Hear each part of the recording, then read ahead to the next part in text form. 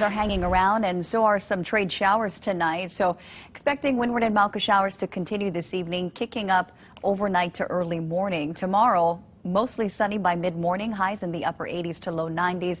But things could change as we head into the second half of the weekend. We could be talking about wet and windy weather. The weather team watching a disturbance right now south of the state. It is showing some potential of developing and maybe teaming up with this thing here. This is what we call a trough to the northwest of Kauai. That's helping to bring on an unstable forecast.